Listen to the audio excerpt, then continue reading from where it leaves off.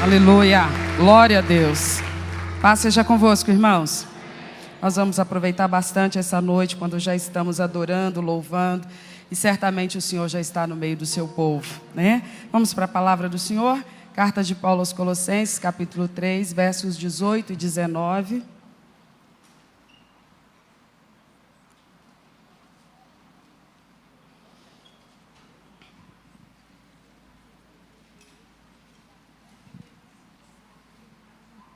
Aleluia. Colossenses 3, 18 e 19. Vós, mulheres, estáis sujeitas a vossos próprios maridos, como convém no Senhor. Vós, maridos, amai a vossas mulheres, e não vos irriteis contra elas. Amém? Vamos orar? Você já vai receber a palavra, acabamos de louvar, acabamos de orar, mas mais uma vez, feche os seus olhos e com suas próprias palavras, peça a Deus a ministração da palavra ao seu coração nessa noite. Peça ao Espírito Santo que te ajude a receber a palavra de Deus, não só na sua mente, mas na sua alma, no seu coração nesta noite. Em nome de Jesus, meu Pai. Nós colocamos diante de Ti essa próxima 1 hora e Te pedimos, fala conosco por meio da Tua bendita palavra. Libera a palavra, libera a unção, libera a revelação da Tua verdade. Todos nós, Deus, com toda humildade, nos apresentamos diante de Ti nesse momento e Te pedimos, fala conosco, instrua-nos, orienta-nos, esclarece-nos.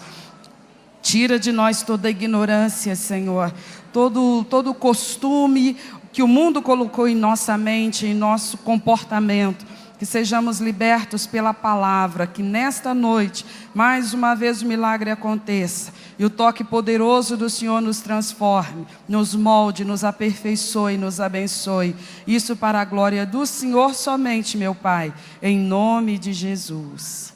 Amém, irmãos? Por favor, senta no seu lugar.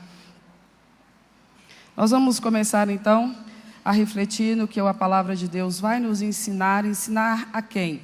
Aos cristãos, aquilo que a Bíblia apresenta como sendo a ética cristã para a vida familiar. É lógico que a gente vai sempre partir desse ponto, de que a palavra está colocando o posicionamento de Deus para o povo de Deus. Então a gente sabe que o modelo para cada uma das instituições, você vai encontrar um modelo na sociedade e outro modelo na Bíblia. O da sociedade é o modelo corrompido. E o na Bíblia é um modelo virtuoso, conforme Deus o estabeleceu. Por exemplo, se você for observar a instituição chamada política, governo humano, você vai encontrá-la conforme estabelecida biblicamente, absolutamente virtuoso. Uma instituição absolutamente virtuosa, com propósitos muito corretos, com propósitos muito úteis, muito necessários, e se tivessem mantido a virtude como originalmente Deus estabeleceu, estariam cumprindo o papel para o qual foram estabelecidos. Mas a política, conforme a gente vê hoje, totalmente desacreditada. Por quê? Porque desvirtuada. Então a família é uma instituição divina, e a gente sabe que é a primeira delas. E também, infelizmente, desvirtuada. E o que provocou o desvirtuamento das instituições? O desvirtuamento do próprio ser humano. Porque quem desvirtua, tira a virtude das coisas, é o próprio ser humano, que lida com as coisas. E então, tira delas a sua qualidade, a sua dignidade, a sua pureza, a sua perfeição, a sua nobreza. Você olha e vê isso até na igreja, uma instituição divina, uma instituição estabelecida por Cristo e que nos moldes de Cristo é absolutamente virtuosa, mas que os homens conseguem corromper. Então, infelizmente, tudo aquilo a que o homem tem acesso, ele consegue corromper. Isso por causa da natureza decaída do ser humano. Preciso que você olhe para mim, por favor. A queda fez alguns estragos bastante salientes, não apenas na estrutura do homem, no que diz respeito à sua condição espiritual, mas isso refletiu em toda a sua dinâmica de vida, e por causa disso, a humanidade age como age, vive como vive e se apresenta como se apresenta. Quando a gente vem para Cristo Jesus, quando a gente se converte ao verdadeiro evangelho, quando eu falo verdadeiro evangelho é porque há um falso evangelho. E o que eu chamo de verdadeiro evangelho? É aquele que não é espúrio, Ele não traz pureza misturado com coisa que não seja pura. Quando eu falo do verdadeiro evangelho, eu falo daquele que é estritamente baseado na palavra.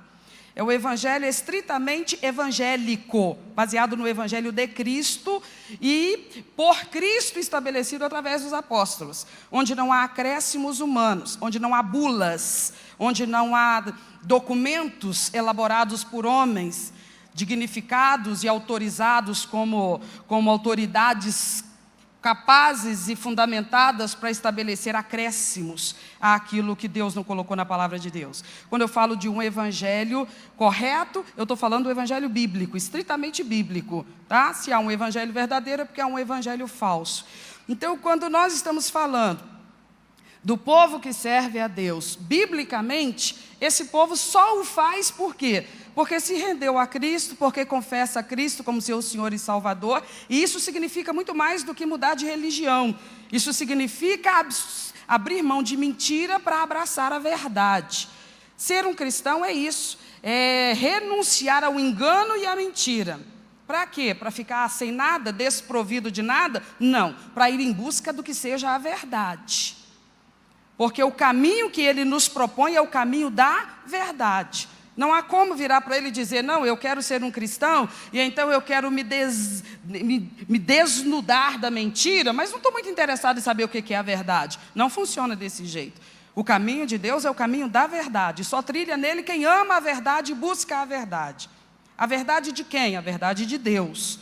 Não a verdade de homens, não a verdade de filósofos, não a verdade de conceitos humanos, mas a verdade de Deus. Então, quando nós vimos para o evangelho, para a glória de Deus, o Senhor Jesus nos liberta da ignorância a respeito das verdades de Deus. Nós tínhamos tantas verdades, mas na verdade descobrimos que elas eram mentiras, elas eram enganos. Mas o evangelho, a experiência verdadeira com Cristo, libera-nos para enxergar a verdade de Deus. Em que aspectos ou em que áreas? Em todos os aspectos e em todas as áreas. Não apenas no de identificar Cristo como o que Ele de fato é, o Senhor e Salvador das nossas almas, mas em tudo que isso repercute. Porque quando a verdade dele envolve a nossa vida, ela se expande para todas as áreas da nossa vida. Ele não vai simplesmente nos iluminar e nos falar o que é correto apenas no que diz respeito a conceitos teológicos. Mas a verdadeira teologia, a correta teologia se refletirá em todos os segmentos da nossa vida. Porque o que eu penso a respeito de Deus, o que eu sei a respeito de Deus e o relacionamento correto com Deus, Ele vai comandar tudo o mais na minha vida. Simplesmente a pessoa dele e o meu relacionamento com ele é a coluna vertebral de toda a minha vida. Todas as áreas da minha vida serão influenciadas por aquilo que é uma teologia correta e um relacionamento correto com Deus. Amém, irmãos? Então, quando eu venho para Cristo, o Evangelho me alcança, a verdade de Deus me alcança, e eu começo a fazer uma leitura diferente de mim mesmo, anteriormente à conversão. E eu percebo que, em comparação com os princípios bíblicos, eu fiz muita coisa errada, eu fiz muita coisa de maneira errada, de acordo com o princípio da palavra de Deus. A partir do momento que eu venho para Cristo, que a verdade de Deus ilumina a minha mente, e eu faço agora uma outra leitura dos posicionamentos que eu já tive na minha vida, então eu me identifico como uma pessoa que errei muito. Posso não ter sido uma pessoa marginal, viciada, posso não ter aprontado coisas escandalosas, mas meus posicionamentos éticos e morais podem ter sido extremamente errados, por conta dessa teologia errada que eu tinha, por conta desse relacionamento com Deus errado que eu tinha. Então, quando eu venho para Cristo, o que eu alcanço em Cristo Jesus? O perdão dessas falhas todas, mas mais do que isso, a oportunidade de me reformular, porque Ele não me perdoa me liberando para continuar no erro, Ele me perdoa me dando capacidade para me reformular. Em quais aspectos e em quais áreas? Todos, inclusive na minha conduta familiar. Então, o que nós vamos começar a meditar hoje é essa abordagem bíblica da nossa conduta familiar bíblica. Eu não estou interessada nos conceitos humanistas e nem nos posicionamentos de indivíduos. Não é um debate, não é um combate, nós estamos aqui humildemente recebendo a santa, pura e perfeita palavra de Deus. Amém, irmãos? Então nós vamos aqui considerar, em princípio, alguma coisa que vai nos nortear nas próximas semanas. Eu quero começar em Salmo 128. Salmo 128. Eu vou ler com você do versículo 1 até o versículo 4.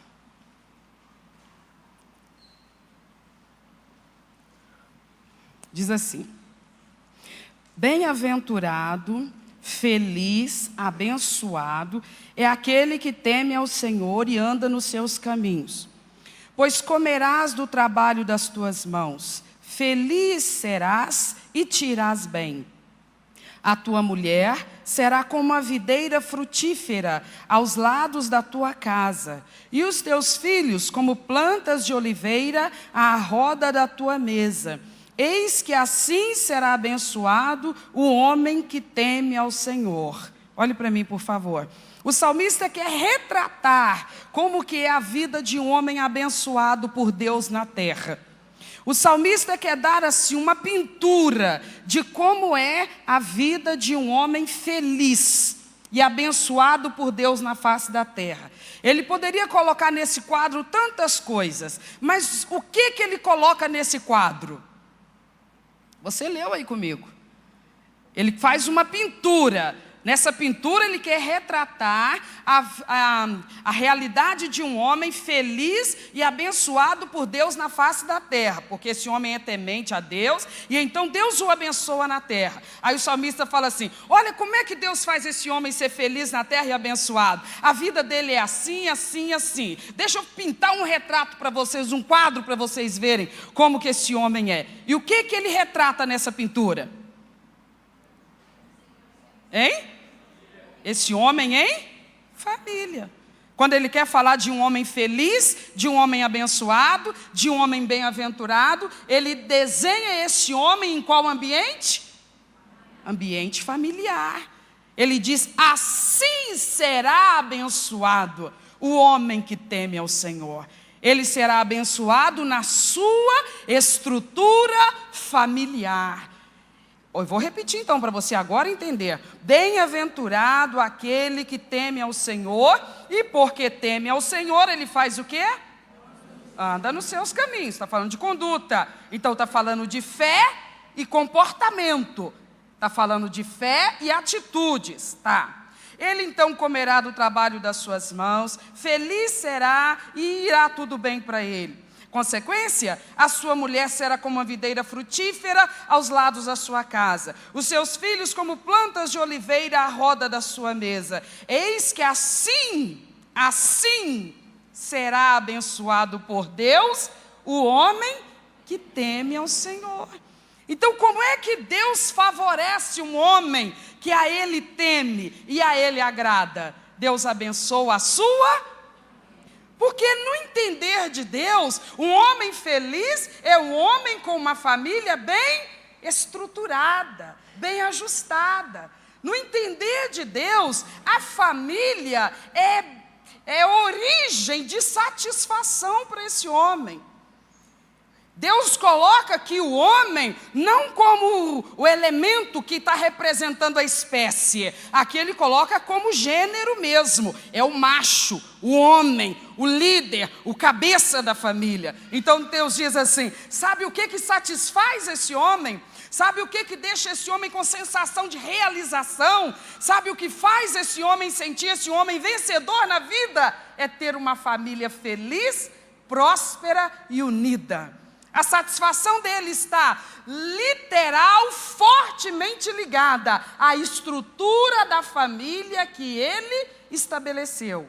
Então eu quero que a gente comece a analisar a ética cristã da família desse ponto de vista divino, não do ponto de vista da mídia ou do humanismo moderno. Porque se a gente for olhar a ética do relacionamento conjugal, do ponto de vista das novelas, ou dos filmes de Hollywood, ou das letras das músicas, nós vamos considerar que o ponto mais importante num relacionamento conjugal é o romance.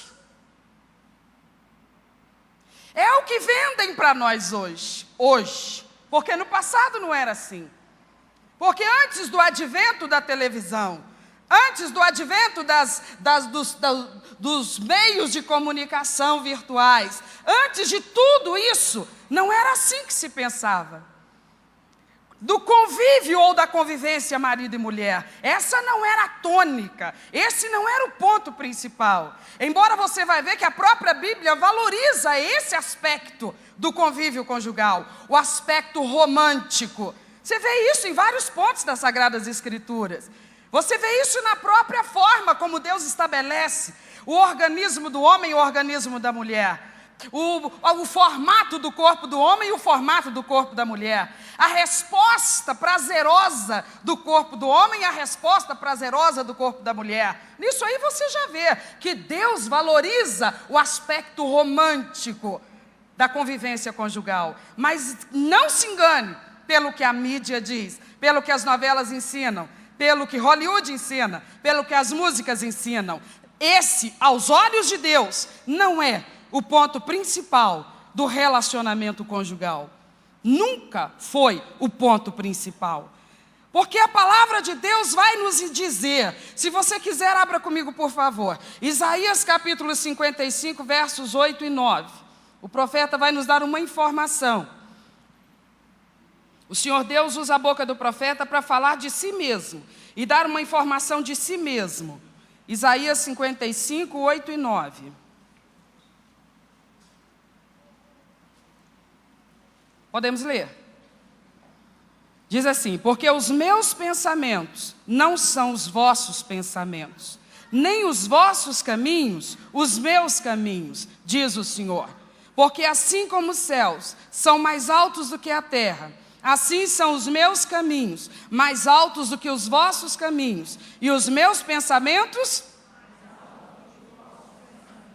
Quando Deus estabelece o convívio conjugal, quando Deus estabelece a união conjugal, quando Deus estabelece o casamento, ainda que Ele estabeleça também o aspecto romântico da coisa, é claro que isso é uma necessidade, mas eu insisto que não é a coisa principal nesse relacionamento. Deus não está visando apenas essa satisfação romântica do par. Ele está visando alguma coisa muito mais alta, muito mais elevada. Ele diz: os meus pensamentos a respeito disso são mais altos do que os teus pensamentos. Então, Senhor, que pensamentos mais altos podem ser esses? Eu descubro isso quando eu começo a estudar o que Paulo está falando aos Colossenses capítulo 3, 18. Vamos voltar para lá? Ele começa falando uma coisa que parece tão desagradável para nós mulheres ouvirmos. Ele diz uma coisa assim: vós mulheres, façam o quê? Pode falar com força e com vigor. Vós mulheres.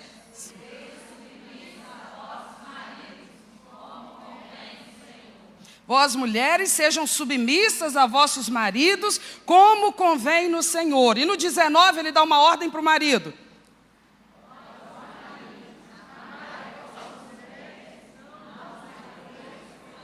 Por favor, olhe para mim. Aí alguém já começa logo a cricar. As mulheres já começam a ficar irritadas e a discutir e a discordar e a imaginar: de onde que saiu isso, meu Deus? Uma palavra com tanta sabedoria como a Bíblia, de onde pode ter saído uma coisa dessas? Eu te pergunto, a Bíblia é palavra de quem? E Ele é o Deus de toda a sabedoria. Isaías 55, verso 9. Os pensamentos deles são mais altos. Então, por favor, senhoras, moças, que sonham um dia ser a senhora de algum marido, olhe para mim, por favor, e vê se você vai concordar agora. A palavra de Deus, nesse ponto, não está preocupada com a satisfação romântica desta mulher. Neste momento ainda não. Nós vamos falar disso nas próximas semanas. Mas neste momento, o que se está estabelecendo é alguma coisa que diz respeito ao pensamento mais elevado de Deus. Quando Ele estabelece o casamento, quando Ele estabelece a estrutura de uma família. Ele está estabelecendo o lar. Ele está estabelecendo a casa, Ele está estabelecendo a família como a primeira e a mais importante sala de aula da humanidade. Escreve isso no seu coração. O lar é a primeira e a mais importante sala de aula da humanidade. Salvo o primeiro casal, que já foram formados e estabelecidos por Deus como seres adultos, biologicamente, emocionalmente, psicologicamente, intelectualmente, todos os demais seres humanos que pisaram na terra vieram de forma embrionária. Eles foram gestados num ventre, eles tiveram primeiro um formato embrionário, foram gestados no tempo determinado e eles vieram ao mundo na forma de quê? De um bebezinho. Era um ser humano ou não era? Mas como um bebê. E ali eles nasceram dentro de uma sala de aula. Porque eles vieram como um bebê, mas eles não permaneceriam como bebês. Eles progrediriam para se tornarem adultos, cidadãos. E os homens na face da terra é que tomam posicionamentos, é que tomam postura, é que tomam decisões. O mundo está na mão da humanidade. É a humanidade que faz as coisas acontecerem como elas estão acontecendo. Se o mundo está desvirtuado, quem que está desvirtuado primeiro? A espécie. Mas a espécie chega ao mundo na forma de um bebê, que não sabe nem o que é certo, nem o que é errado. Não sabe o que é bom, nem o que é ruim.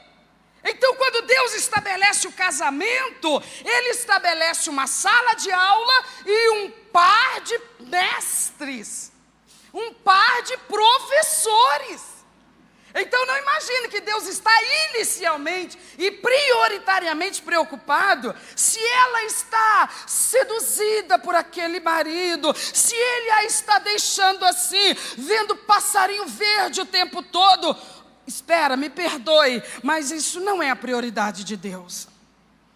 Deus não está colocando em primeira análise, em primeira importância, se eles estão ali vivendo em lua de mel eterna.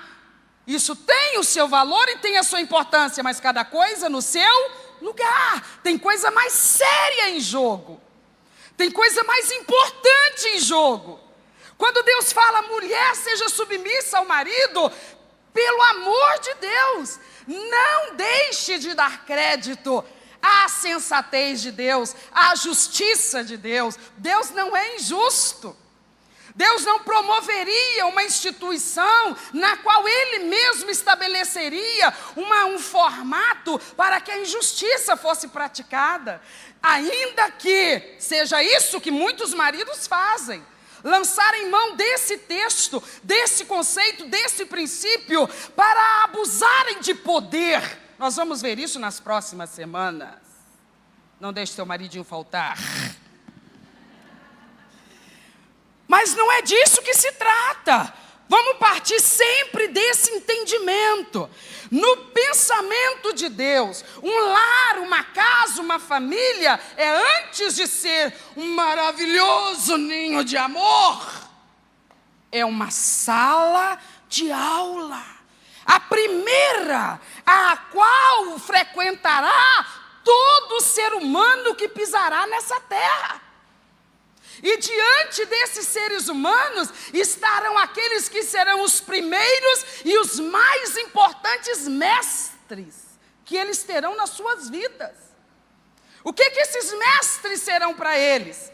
Serão aqueles que lançarão as bases da dignidade humana, as bases dos valores fundamentais da espécie. Valores. Eu não estou falando de cultura. Estou falando de cultura. Não estou falando de artes, ciências, filosofias e não sei mais o que se estuda nessa terra, que torna o homem intelectualmente tão intenso, mas a honra tão frágil, tão superficial, a dignidade tão questionável. Não, eu estou falando de mestres que vão incutir na personalidade, no caráter e na conduta da espécie valores éticos e morais que vão preservar o convívio na face da terra, que vão garantir que um identifique e respeite o direito do outro. Isso são coisas que precisam ser compreendidas por alguém que está casado ou alguém que um dia sonha casar. Por que eu chamei aqui os que estão solteiros? Porque o grande sonho do solteiro é um dia casar. Mas às vezes a gente sonha em casar para quê? Para realizar um sonho romântico. Não tem problema, isso faz parte. Mas não pare nisso. Tem mais coisa além disso no sonho de Deus para a tua vida conjugal. Quem entende Deus e quem, sabe, harmoniza com Ele, aí Deus abre os caminhos e a coisa vai longe. Mas se a gente vira para Ele e fala, por favor, abre uma porta, me casa eu, me casa eu, me casa eu, só para eu poder satisfazer minhas aspirações românticas, talvez Deus vai preferir um outro que tem uma visão conforme a visão de Deus. Ele quer dar a sua contribuição. Às vezes a gente pensa assim, eu, coitadinho, o que eu faço para contribuir com essa sociedade? Eu não inventei nada. Eu não inventei a roda, eu não inventei a luz elétrica, eu não inventei... Eu, coitadinho, não inventei nada. Eu não invento nada, eu não sou doutor, PhD em nada. Eu ajudo em que essa sociedade? Está tudo nas nossas mãos, gente. Nós casamos, nós geramos e nós construímos aquilo que é o mais importante que pisa nessa terra, seres humanos. E o que importa nos seres humanos não é a aparência deles, não é a cor da pele deles, são os valores incutidos na mente, na personalidade, na estrutura moral e ética deles. E quem é que formata isso? Quem é, aos olhos de Deus, responsável por isso? A escola? É a escola que tem a função e a responsabilidade de plantar valores no ser humano. Se assim fosse, a primeira instituição que Deus teria estabelecido seria as instituições de ensino. De quem, em primeiro lugar, é essa responsabilidade? É da igreja? Se o fosse, a primeira instituição que Deus teria estabelecido no Éden seria a igreja. Qual foi a primeira instituição que Deus estabeleceu? Porque é da família esta responsabilidade. E quando eu falo família, eu estou falando daqueles que são os responsáveis por ela, os adultos nela. Os que, quando ela começa, eles já são adultos no início da história dela. Tudo bem, as crianças chegam e um dia elas se tornam adultas, mas quando elas chegam nessa família, elas não o são. Os pais são adultos. Então, diante desta visão, está dando para alguém me entender? Partindo desta visão, eu quero fazer uma outra leitura daquilo que está sendo dito aqui. 3:18. Mulheres, sejam submissas aos vossos maridos como ao Senhor. Então agora eu estou entendendo um pouquinho melhor. Quando a palavra me diz assim, você se casou, minha filha. Uma vez que você se casou, você agora é a professora dentro de uma célula de ensino, que é um lar, que é uma casa.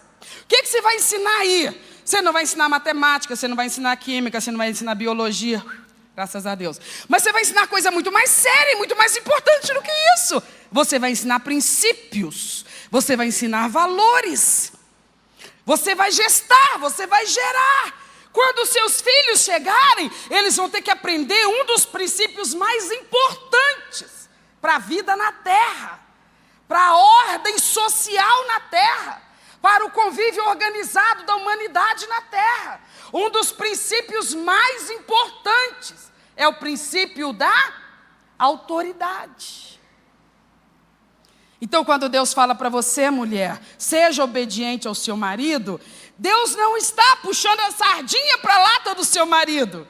Deus está dizendo para você, esse é um princípio que precisa ser incutido na mente dos filhos que você vai gerar.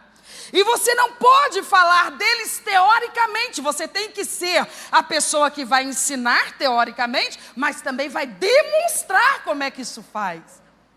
Autoridade é alguma coisa essencial na vida.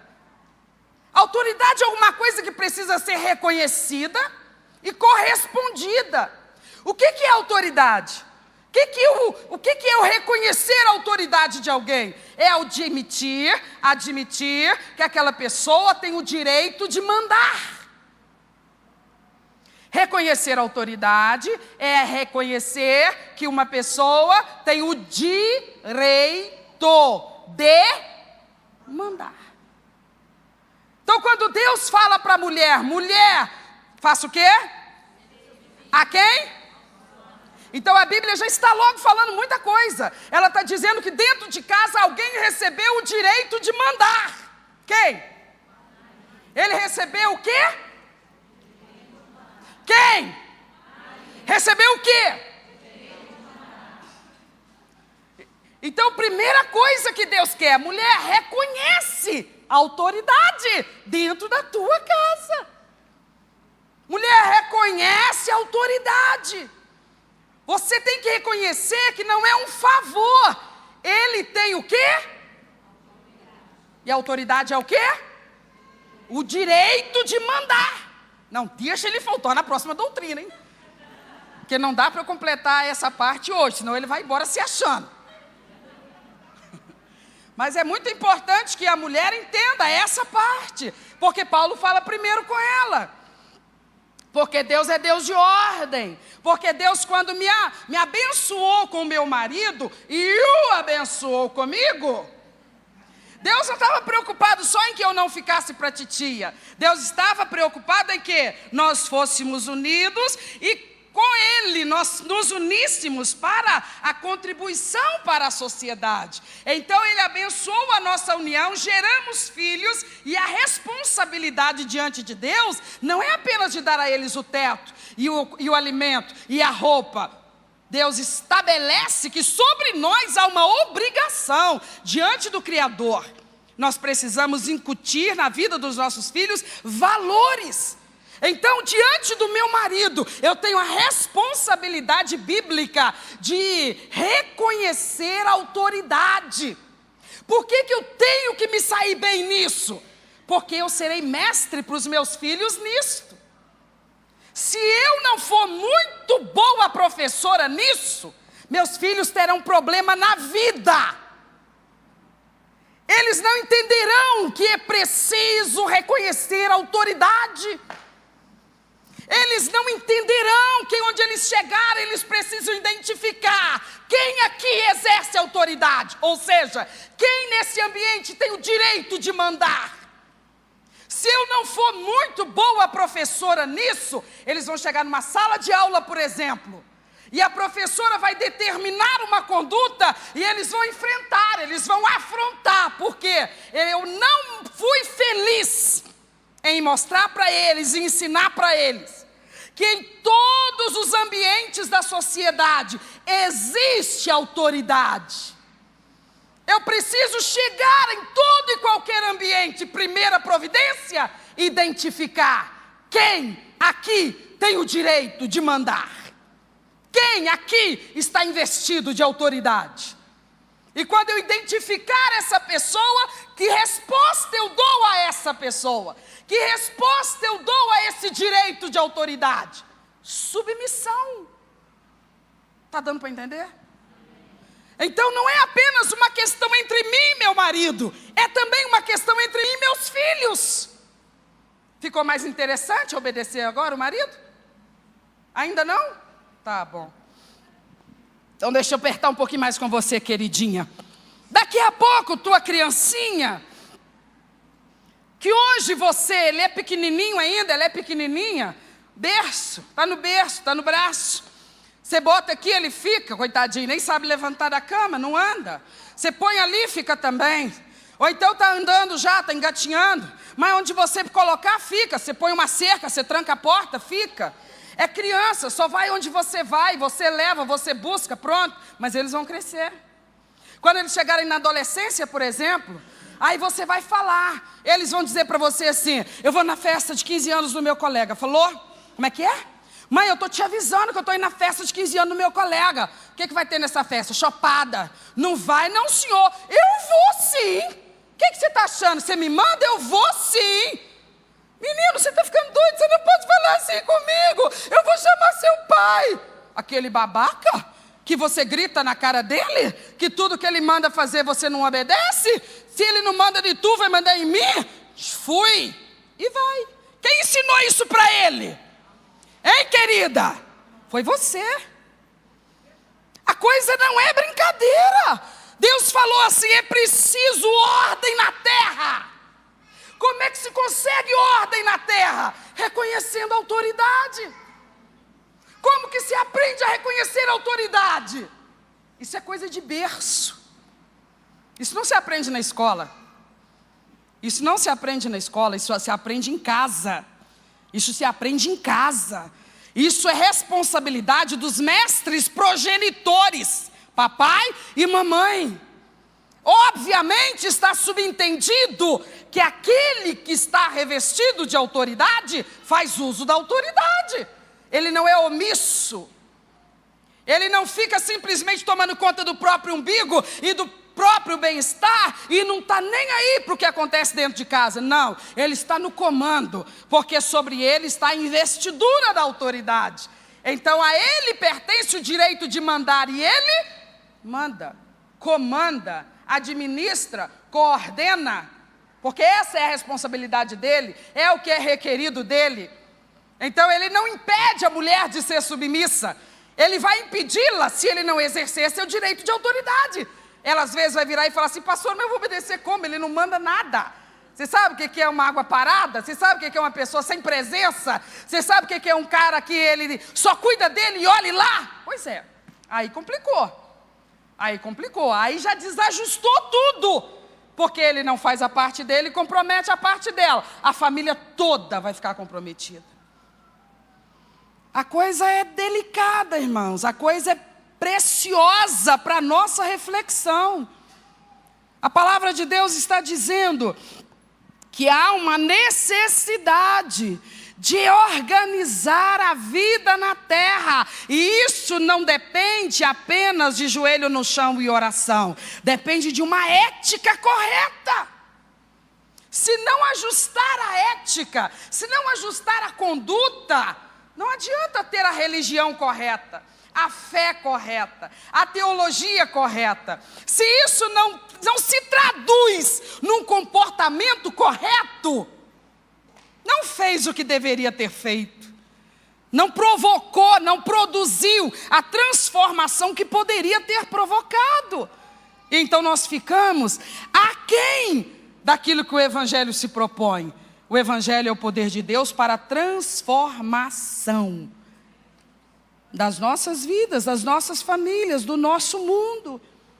E como é que essa transformação acontece? Acontece na medida que nós ajustamos a nossa conduta.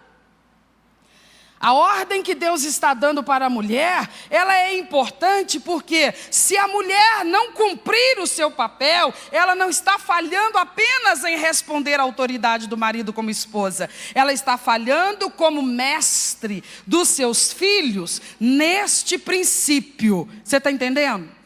Amém?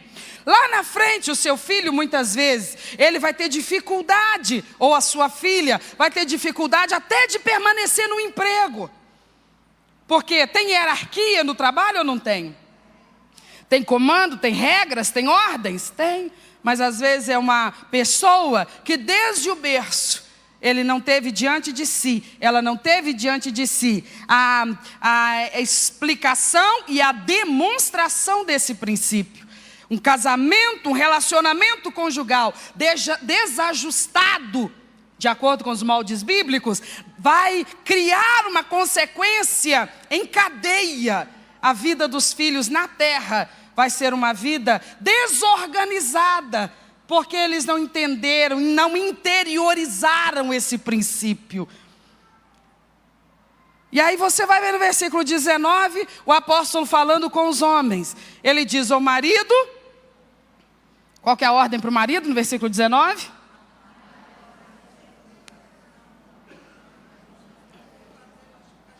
Amai vossas mulheres e não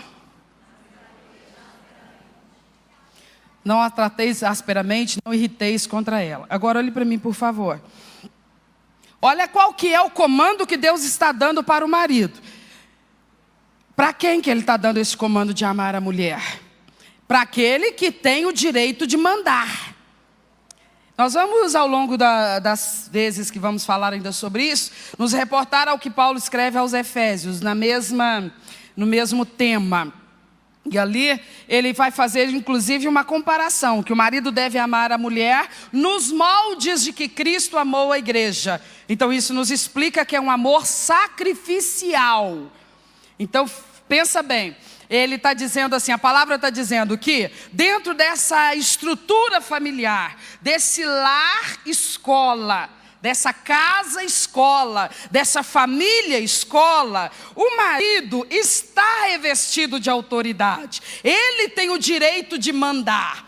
Agora existe uma qualificação para o exercício dessa autoridade. Está dito que ele deve exercer essa autoridade com um amor sacrificial. Por favor, preste atenção nisso. Esse garoto, até outro dia era um garoto. Ele foi um rapaz criado dentro de um lar, muito preservado pelo seu pai, pela sua mãe, por eles cuidado, protegido, alimentado. Sabe o que esse menino, ele entende de amor sacrificial? Ele entende o que ele recebeu desde que ele nasceu. Porque ele mesmo amava e ama muito papai e mamãe. Sempre amor. Qual filho que não ama seu pai e sua mãe? Mas embora amando papai e mamãe, esse menino, que agora é o marido dessa menina, que vai ter que obedecer esse menino que amou muito a vida toda papai e mamãe, nunca teve que ter um amor sacrificial. Não, ele sempre recebeu um amor sacrificial, nunca ofereceu. Porque que sacrifício esse menino fez pela mamãe que ele tanto ama? Que sacrifício esse menino fez pelo papai que ele tanto ama? Não é assim que funciona. Papai e mamãe que o amaram sacrificialmente. Ele, para receber amor sacrificial, ele está treinadíssimo. Treinadíssimo. Pode mandar que ele está pronto para receber. Desde que nasceu, a vida desse menino é receber amor sacrificial. Mas agora arrumou um fogo doido e quer casar. Ele quer casar. Ele achou a menina dos sonhos dele e ele quer casar. Beleza? Sem problema. Ora, todo mundo pode, por que ele não pode? Então casa. Mas a Bíblia está dizendo para tu, menino, que quando você casar com ela, você agora deixa de ser o receptáculo do amor sacrificial e você será o doador do amor sacrificial. De agora em diante, você não é mais quem recebe esse tipo de amor. Você é quem oferece esse tipo de amor. O que significa isso?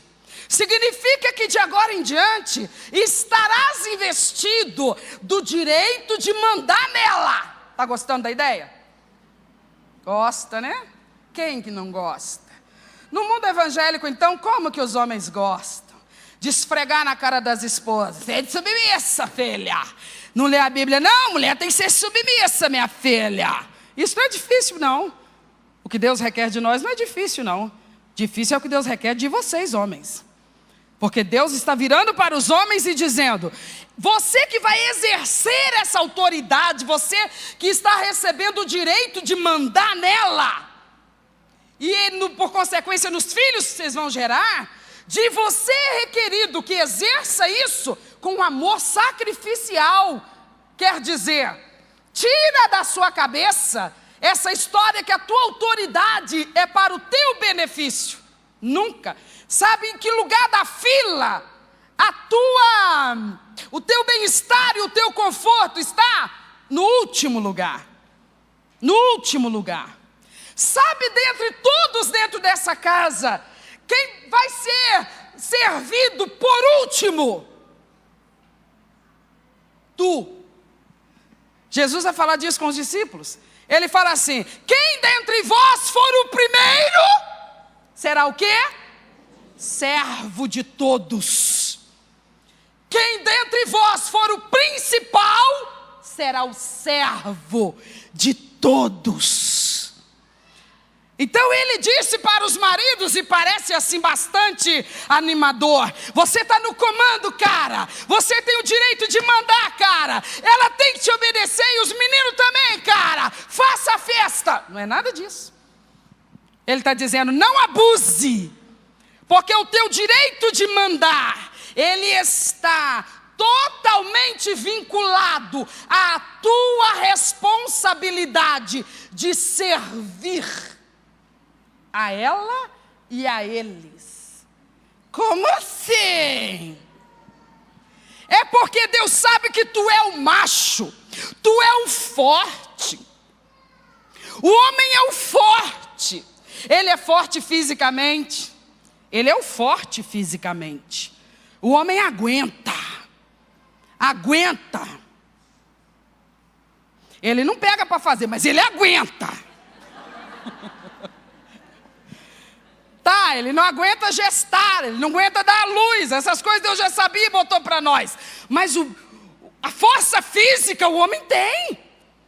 O homem aguenta. O homem tem a força. O homem pode coisas que a mulher não pode. O homem aguenta coisas que a mulher não aguenta. Ele aguenta fisicamente, ele aguenta psicologicamente, ele aguenta emocionalmente. Olha, é uma pena o que está acontecendo com a masculinidade dos dias atuais. E eu não estou falando meramente do advento do homossexualismo. Porque mesmo os que não o são, subtraem o potencial da sua masculinidade. Porque o homem pode muito mais do que tem demonstrado poder. Porque Deus os fez com capacidade e vigor para muito mais do que o que a gente tem visto. Nos dias de hoje, por exemplo, um dos maiores prejuízos dessa lar-escola é a ausência física da mulher e da mãe. Por que ela não está presente dentro de casa? Onde é que ela está? Onde é que ela está? Por que ela está trabalhando? Por que ela está trabalhando? Para ajudar o esposo. Coitado, gente, deixa a mulher ajudar ele, ela pode, ela aguenta. Não, sem problema, é um acordo dos dois, ninguém tem nada com isso. Mas normalmente, há que se considerar que se ele quisesse, ele poderia, além das 8 horas num lugar, acrescentar mais umas 4 em algum outro lugar, para liberar a sua amada, para que ela pudesse estar ali, zelando da sua casa e zelando dos seus filhos. Ela obviamente abriria a mão do salão de beleza toda semana, né? As escovas e chapinhas também. É lógico, ela abriria a mão de algumas gracinhas. O que eu estou querendo colocar é que existe um potencial no homem que nos dias de hoje está se criando uma acomodação para que o homem não utilize. Para que eu não sei. Está reservando, está guardando, está estocando. Para levar para o cemitério, eu acho. Porque se não usar agora, vai usar quando? Agora é hora da produtividade. Agora é hora de agarrar no cabo da enxada e fazer a coisa acontecer. Mas muitos homens estão acomodando-se por causa de uma justificativa ou de outra. Ou porque a mulher está junto. Ótimo, feliz você que tem essa companheira que está fazendo isso, mas é em prejuízo dela. Não se engane. Ela está se sacrificando e se sacrificando muito. Hoje tudo bem, ela talvez ainda seja tão jovem. Mas quando ela virar os seus 40 anos de idade, ela vai começar a ter tantas coisas, tantas sequelas na sua saúde, porque ela precisava ter dormido mais, ela precisava ter ficado mais relaxada, menos estressada. Ela não podia ter vivido do jeito que ela viveu. Ela não podia, a mulher ela não tem estrutura para viver do jeito que ela está vivendo. Nesse estresse, por conta de dar conta da demanda no mercado de trabalho, ela vem para dentro de casa, ela tem que dar conta da casa inteira, porque ali ela não tem companheiro. Ele tem companheira para ajudá-lo a ganhar o sustento, mas ela dentro de casa não tem companheiro para lhe ajudar nas tarefas domésticas e muito menos no cuidado com os filhos. Pelo menos ele não encara isso como uma responsabilidade. É lá uma vez ou outra ele fala, tá bom, eu te ajudo hoje. Infelizmente é assim. Tudo bem, ela está fazendo de boa vontade, fazendo com todo esforço, está tudo bem. Quando a idade chegar, ela vai ter muitas dores, ela vai ter muitos problemas físicos, ela poderá ter muitos problemas orgânicos. E isso não é mania de doença. Foi a carga demasiada em cima de uma estrutura que não foi construída para isso. Se você abrir comigo em 3,19 de Gênesis, por favor, abra. E me diga o que está sendo dito, quem está falando e para quem está falando. Gênesis 3,19.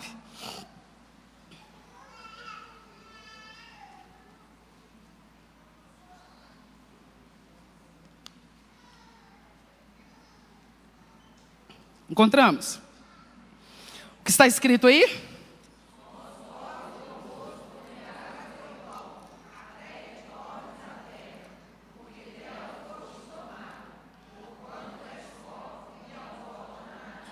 Você sabe quem está falando isso? Sem ler o contexto, alguém sabe quem está falando essas palavras? Você sabe para quem ele está falando? Para quem? Para o homem, não é para a mulher. Para quem que ele está falando?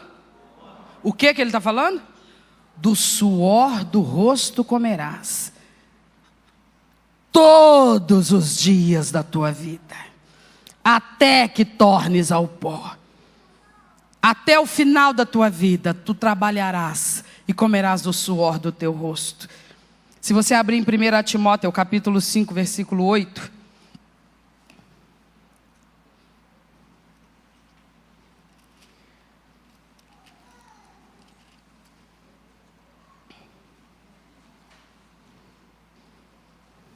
O que está escrito? 1 Timóteo 5, 8. Mas...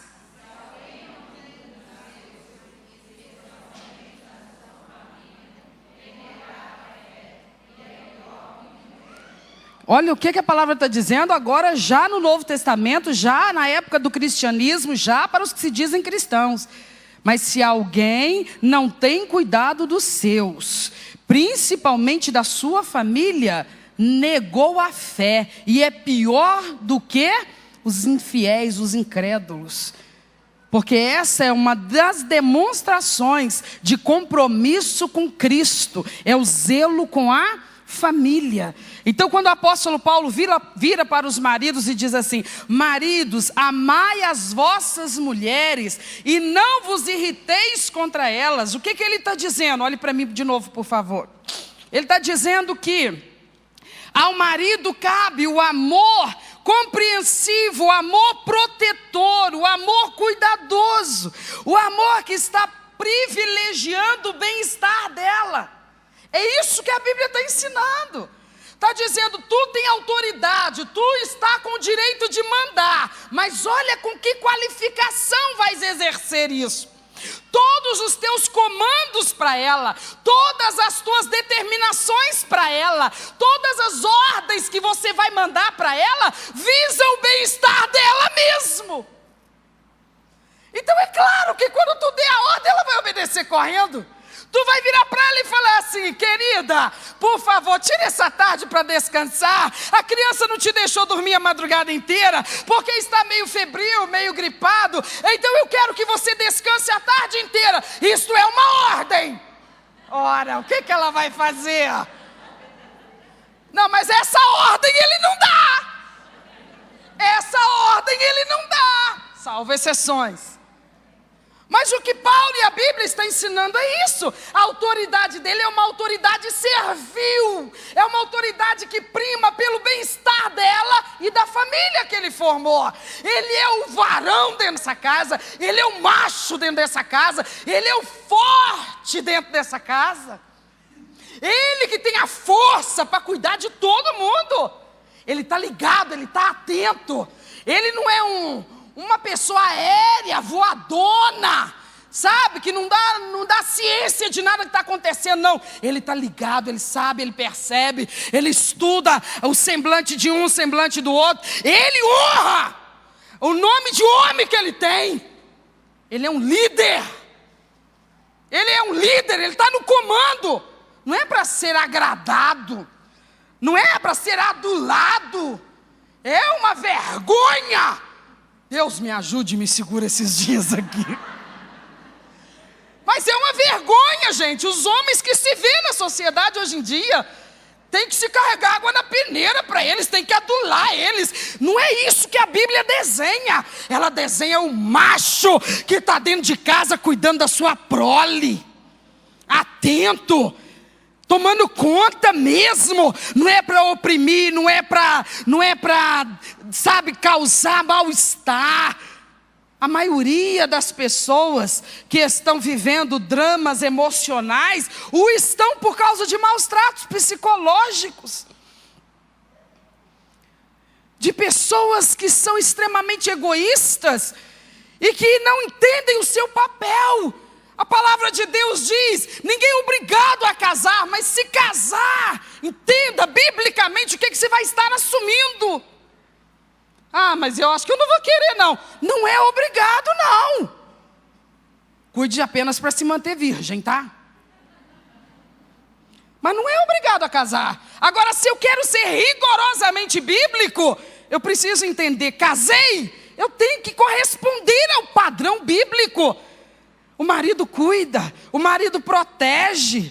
O marido, ele estuda, ele prevê necessidades, ele prevê situações de perigo, ele é um analista do que está acontecendo no entorno da sua casa, da vida da sua mulher, da vida dos seus filhos. Ele pouco tempo tem para acompanhar time de futebol. Ele pouco tempo tem para ter coleguismo fora de casa. Ele pouco tempo tem para correr atrás de bola com o colega fim de semana. Ele casou, ele não é solteiro mais não. Ele não é solteiro mais não. Ele não tem nada para fazer em lugar nenhum se a esposa não está do lado dele. Porque ele casou justamente para não andar sozinho. Então, por que cargas d'água ele vai sem a mulher dele em algum lugar?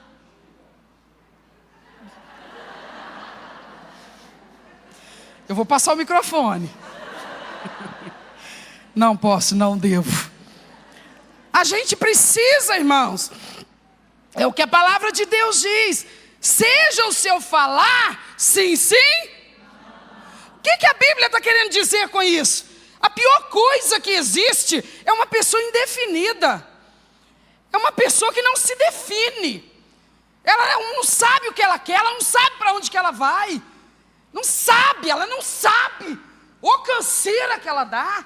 Ela tem hora que tem uma convicção para um lado. Aí você pensa, agora vai. Vai não, semana que vem você chega nela de novo. Já está falando o contrário. Tem algum problema esse indivíduo. Mas casamento é coisa séria. É a base da sociedade. Quando a gente fala isso não é brincadeira. É de onde vão surgir os novos seres humanos. É onde vai se formar a nova sala de aula, que vai formar o caráter dos novos cidadãos que vão chegar. Uma geração ensina a próxima. Nós estamos chegando, caminhando para o fim da nossa história. Vamos deixar a nossa próxima geração aí. Que legado deixaremos para eles? Paulo está ensinando, a palavra está ensinando princípios. Quando o marido, que é pai, obedece a palavra de Deus e ama dessa forma a sua esposa, o que ele está ensinando para os seus filhos dentro de casa? Um princípio importantíssimo, que a autoridade não é abuso de poder, que a autoridade é responsabilidade do mais forte para com o mais frágil. Que a autoridade não é fama, não é status, é responsabilidade do mais forte para com o mais frágil. Não é licença para explorar, para sugar o mais frágil. A autoridade é o direito de cobrir, de proteger, de ajudar o mais frágil. E isso o Senhor delegou ao homem. Aí a gente vai parar e pensar, mas está tudo fora do padrão então. É assim que a humanidade vive.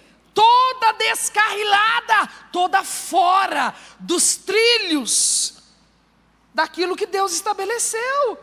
Aí a gente pensa, por que o mundo está do jeito que está? A razão não é difícil de encontrar. Porque as famílias estão desestruturadas. Vivemos um momento de caos absoluto na estrutura familiar aqui no Ocidente. Uma falta de juízo, tanto do homem quanto da mulher nos dias de hoje. Não há como mais dizer que é de uma parte só. Mas uma facilidade de se gerar filhos, hora de um, hora de outro. Uma facilidade de abandonar filho. Uma quantidade de lares onde a mulher tem que se virar sozinha para criar filhos que ela não gestou sozinha. Mas o cara foi macho, foi muito macho para gerar filho, para fecundar a mulher. Mas na hora de ser macho mesmo, que era para estar ali dentro de casa, sendo referencial para os seus filhos, pulou fora. Pulou fora, foi ser feliz. Ele foi ser feliz. Não é isso que as pessoas querem? As pessoas querem ser felizes. E não estão nem aí se dentro da sua casa a infelicidade prevalece e pessoas estão ali necessitadas da sua presença, do seu comprometimento. O que nós estamos fazendo dentro das nossas casas é muito mais do que viver uma linda ou uma desastrosa história de amor. Nós estamos sendo bem ou mal sucedidos no nosso papel de educadores, de formadores de identidade, de caráter, de dignidade, de integridade humana. O padrão de Deus é outro, irmãos. Lembra da geração antediluviana? O que a palavra de Deus diz em Gênesis capítulo 6? Diz que Deus olhou do céu para a terra e toda a população da terra naquela oportunidade estava corrompida. O que prevalecia no meio deles, o comportamento prevalecente era a corrupção moral e a violência. Corrupção moral e violência era o que prevalecia. Sabe, o único lugar onde essa deturpação não entrou? Numa casa. Isso é maravilhoso demais. Todos os cantos da sociedade naquela época estavam infestados por essa filosofia e por esse comportamento. Só teve um lugar onde isso não entrou, dentro de uma casa. A casa de quem? A casa de Noé. Na casa de Noé isso não entrou. Tanto é que quando Deus o chama para construir a arca, Deus coloca Noé e inclui um por um da família dele. Por quê? Porque todos eles estavam vivendo conforme o padrão que Noé vivia, separados daquela conduta que prevalecia naquela sociedade. A gente olha o mundo hoje e pensa assim, nosso Deus, não tem como criar filho nesse mundo hoje. Não dá nem para animar a gerar filho nesse mundo hoje. Eu te falo, não há com o que se preocupar. Se você tiver compromisso com o modelo bíblico, com o padrão bíblico, a palavra de Deus nos resguarda da corrupção lá de fora. Porque não há quem nos obrigue a fazer como o mundo faz. Nós somos livres em Cristo Jesus para pensar como a Bíblia manda, falar como a Bíblia manda, agir como a Bíblia manda. Mas acima de tudo, nós temos que acreditar no modelo bíblico. Porque a fé que não se traduz em comportamento, ela é falsa, ela é fingida, ela é da boca para fora. O Senhor está procurando verdadeiros adoradores, gente que se prostra diante dEle. O que diz lá no Salmo 128 que nós lemos? Por que o homem é feliz e abençoado? Porque ele teme ao Senhor e anda nos seus caminhos. Quais são os seus caminhos então para que eu ande neles, Senhor? Os caminhos de Deus? Marido, ame a sua mulher. Mulher, obedeça ao seu marido. Senhor, isso vai ser muito difícil. Isso é necessário. Porque a tua casa não é meramente um ninho de amor. A tua casa é uma escola. Teus filhos miram em você. Teus filhos precisam aprender com você. Não destrua a história dos teus filhos. Não comprometa o futuro deles. Mulher, eu respeite a autoridade. Ele tem o direito de mandar. Mas eu não concordo com isso. Não casasse. Não casasse. Marido, respeite o que Deus estabeleceu. Exerça o seu direito de mandar, sim. Mas faça uma releitura desse direito. Deus não é injusto. Ele não colocaria na mão do homem o direito de oprimir, de espezinhar, de anular, de acabar com a personalidade feminina da sua mulher. De fazer com que ela se tornasse a sua sombra. E ela tem que ficar calada. E ela é tratada como se ela fosse o teu filho mais novo ou mais velho. A tua autoridade sobre ela não é uma autoridade punitiva. É uma autoridade orientadora. Você precisa conversar com ela. Ela precisa ter direito de se expressar diante de você. Senão você não consegue entender as necessidades dela. É um mundo, é um universo feminino que você não entende. Você nunca vai entender porque você nunca vai ser mulher. Em nome de Jesus. Só que você precisa ter noção do que é esse universo feminino. Porque você casou com uma mulher, você não casou com outro homem. Para você entender um pouco desse universo feminino, você tem que deixar ela falar. Você tem que deixar ela se expressar. Você tem que sentar e escutar. Você sabe o que é escutar, homem? Não, você acha que sabe. Porque enquanto ela está falando, a sua cabeça está longe. E ela sabe disso. Ela sabe o que ela está falando e você não está registrando uma vírgula do que ela está falando. Então isso não é se comprometer. Estar comprometido é realmente estar presente. Não apenas de corpo, mas com toda a sua atenção. Ouça a sua esposa, deixa ela se expressar. Nossa, mas ela fala demais. Coitado de você se algum dia ela parar de falar. Aí o negócio vai ficar perigoso. No dia que ela não quiser falar mais. Eu estou te falando porque eu sei o que eu tenho visto nas histórias que eu ouço ao longo desses 30 anos pastoreando igreja. Mulher é um ser assim, extremamente dedicado, extremamente comprometido com família e com casamento. E tem homem que acha que a paciência dela nunca vai acabar. Eu lido com algumas que eu também tenho impressão que a paciência dela nunca vai acabar. Tem hora que eu penso assim, se fosse eu já tinha... Mas eu não posso falar nada. Não posso. Aí eu fico calada. Falo com Deus. Senhor, obrigado por o Senhor estar dando graça para ela. Sustenta ela, Senhor. Então. Mas chega uma hora que ela mesma reconhece. E ela vê até que ponto dá para ela rastejar.